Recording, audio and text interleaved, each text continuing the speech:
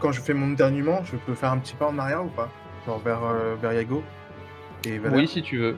Tu envoies ton trait de flamme en direction de la maison, directement en direction de la fenêtre. Ça vient se loger à l'intérieur, si c'est globalement ce que tu voulais faire. Bah, je voulais juste éternuer parce que c'est l'action involontaire, mais oui, oui. Ton trait de flamme traverse la fenêtre, sous les yeux un peu circonspects de tout le monde.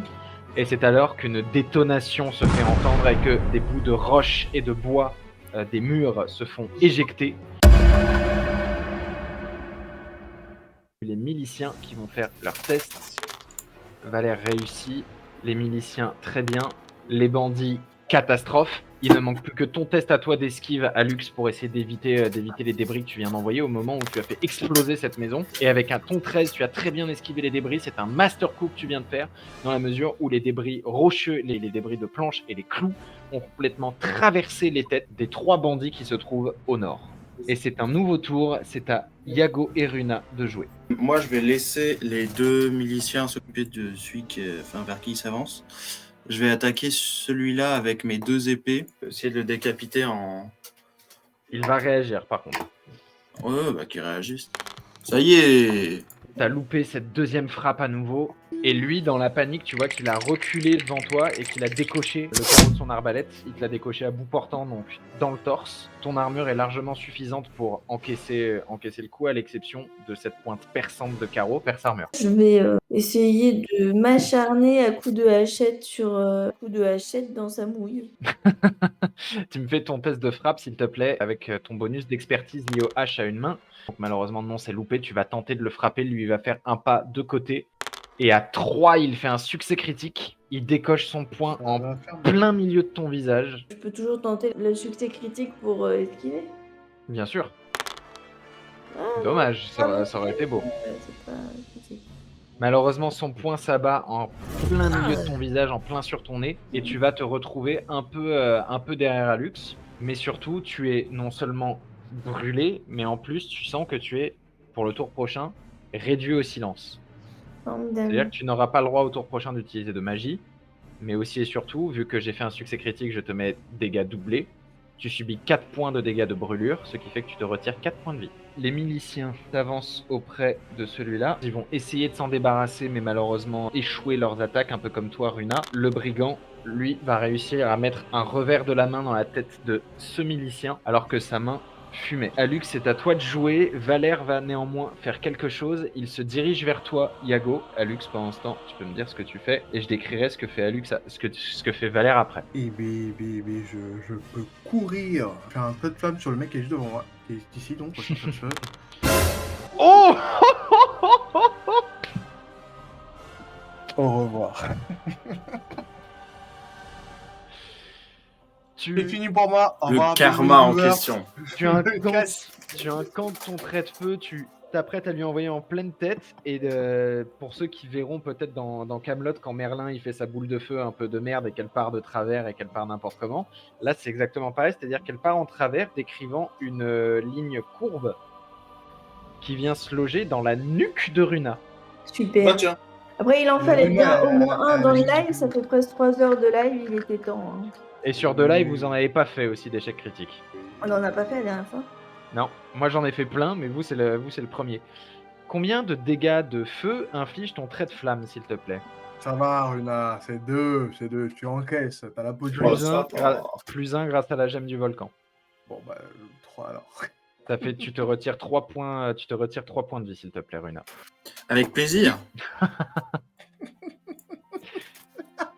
Yago, Valère pose la main gauche sur toi et a l'air de prononcer des phrases dans une langue que tu ne connais pas. C'est assez étrange, le sentiment et l'état dans lequel tu vas te retrouver, c'est-à-dire que tu vas te sentir un peu plus apaisé, un peu moins en colère, mais tu vas te sentir aussi plus disponible mentalement et aussi moins épuisé physiquement. Ce que Valère a fait, c'est qu'il a remélangé les valeurs de ta hargne dans tes points de corps et tes points d'esprit. Tu es arrivé à 4 points de hargne, il a enlevé tous tes points de hargne, et à la place, tu as récupéré 2 points de corps et 2 points d'esprit. Nouveau tour, et ce sera à Runa et Yago de jouer. Je vais réutiliser ma capacité que j'utilisais au premier tour sur lui.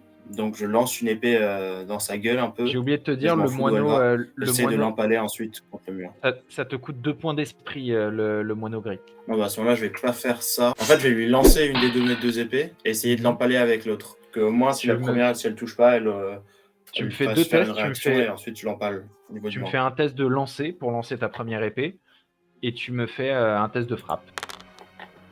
Pour le lancer, 52 ou moins, 41 et pour la frappe, 73 ou moins et on a un 39.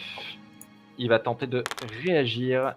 11, ce sera suffisant pour arriver à faire un pas de côté pour esquiver, la lame que tu as lancée. Néanmoins, la frappe que tu vas lui asséner, elle, le touche et lui inflige une sévère blessure au niveau du bras et le jette au sol. Néanmoins, ce n'est pas suffisant pour l'éliminer. Yago, c'est à toi de jouer. Bah, du coup, vu que je me retrouve à distance, une hachette ou deux, allez, je me racharne sur lui, hein.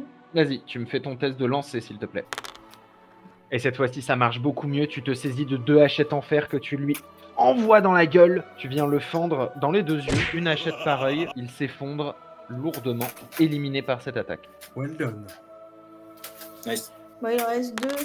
3, ouais, 2. L'arbalétrier qui est ici réussit pile poil son test pour tirer sur toi, Runa. Esquive, Hop là. ça passe de pas grand-chose, mais ça passe. Tu vas réussir à faire un pas de côté pour arriver à éviter le carreau. Valère s'approche de toi, Runa, et Je te masse les épaules. Valère à 74 va tenter de frapper à la lance le bandit, et à 74, il loupe de 1. Est-ce que Alors. consommer une potion, ça me fait consommer Non. mon tour? Non. Ok, bah je bois une potion. Il va falloir développer. Je bois une potion de point d'esprit. Très bien, tu peux te rajouter 4 points d'esprit. Ensuite, donc il reste un Gugus qui est ici et je vais faire un trait de feu sur lui. Vas-y, fais-moi ton Voilà, test. très original comme ça, mais hop. Bon, d'abord, je Tu retiens as mon point. loupé ton dernier test, ce qui veut dire que ton bonus d'improvisation rentre en compte et que de toute façon c'est largement 10. suffisant. Le trait de flamme lui arrive au niveau de l'épaule, de ses vêtements crasseux qui prennent rapidement feu. Il n'est néanmoins pas mort. C'est un nouveau tour. Runa et Yago, c'est à vous de jouer. Il est au sol, on est d'accord, celui qui est face à moi. Oui. Bah, du coup, il me reste qu'une épée. Je vais essayer de la planter au niveau de son torse pour l'immobiliser. Et le carreau qui m'avait mis dans la cuirasse, je l'arrache et je lui plante dans l'œil. Vengeance. Très violent. Vas-y. Oh waouh! Tu fais tout comme t'as dit. Mais ça ne suffit pas, tu vois, comme vengeance. Tu plantes l'épée dans sa hanche alors qu'il est en train de hurler. Arrête, arrête! Tu prends le carreau, tu lui mets dans l'œil. Tu vois qu'il rend son dernier souffle. Tu te retournes en direction du bandit increvable qu'il y a derrière toi. Tu prends le carreau et tu fais. Le bandit qui s'est retourné une microseconde en ta direction. Tu le prends dans l'œil, Excellent. bascule en arrière et s'effondre. Ça, il Vous fallait avez- vraiment un succès critique pour le faire parce que mes stats au lancer. Vous avez clean la zone, vous avez fait exploser un bâtiment, donc ça évitera de devoir en fouiller plusieurs. Vous avez l'opportunité, lorsque vous videz des salles comme ça sur lesquelles il y a des bâtiments, vous avez l'opportunité de les fouiller. Et à ce moment-là, vous lancerez un dé de 100. Et ce dé de 100, en fonction du résultat, dépendra de ce que vous trouvez. Cependant, un seul d'entre vous lance ce dé de 100 à chaque fois, et je considère que c'est celui d'entre vous qui je considère rien du tout. J'arriverai pas à faire cette phrase, donc on va dire qu'on s'en passera.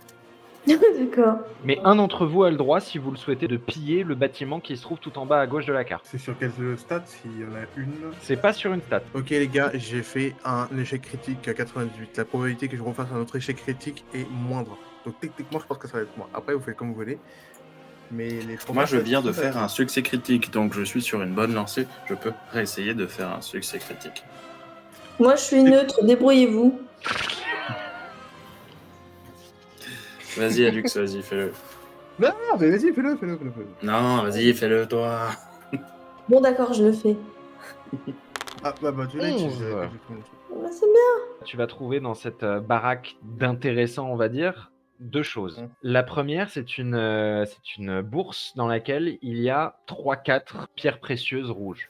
Ce ne sont pas des gemmes magiques, il n'y a pas d'énergie, ce sont vraiment des pierres précieuses. Mais tu vas aussi trouver un javelot dont la pointe est en acier.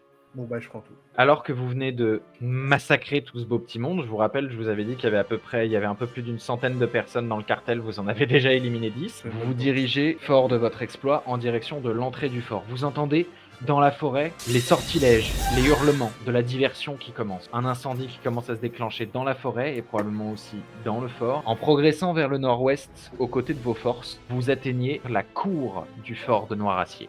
Vous vous trouvez tout en bas de ce plateau et vous notez que sur les remparts, des archers sont Sur les remparts se trouve un grand nombre de personnes, mais c'est aussi et surtout devant vous que ça craint. De nombreux bâtiments se trouvent entre vous et l'entrée principale du fort, qui est donc tout au nord. Je fais un dézoom un peu affreux pour vous le chat. Je veux un test de réseau de la part de Yago, auquel s'ajoute ton bonus d'observation. C'est fou ça. J'ai une stat qui nulle alors que je suis celle qui connaît le plus de monde. Pardon, monsieur Esbar m'a fait rire là. Vous êtes donc à l'entrée du fort. Vous êtes relativement en bonne condition encore. Valère a pris la tête du cortège. Les miliciens vous protègent aussi, mais malheureusement, vous êtes tous repérés. Et pour la prochaine fois, vous serez en situation de bataille rangée, mais vous ne serez pas seul. Valère vous aidera et ce ne sera plus à travers moi, car à partir de la semaine prochaine, nous accueillerons un 4e joueur qui viendra vous épauler dans le reste de cette aventure. J'espère que cette partie vous a plu. On va s'arrêter là pour aujourd'hui, puisqu'il est déjà minuit, et que je trouve que sur la... Je trouve que le timing est pas trop mal pour s'arrêter sur le moment où l'ivresse de la bataille commence à monter. Si, c'est vrai que c'est une belle map pour arrêter celle-là. Il y a beaucoup d'ennemis, quoi. Ça donne envie d'allumer. Je suis prêt à affronter mon destin.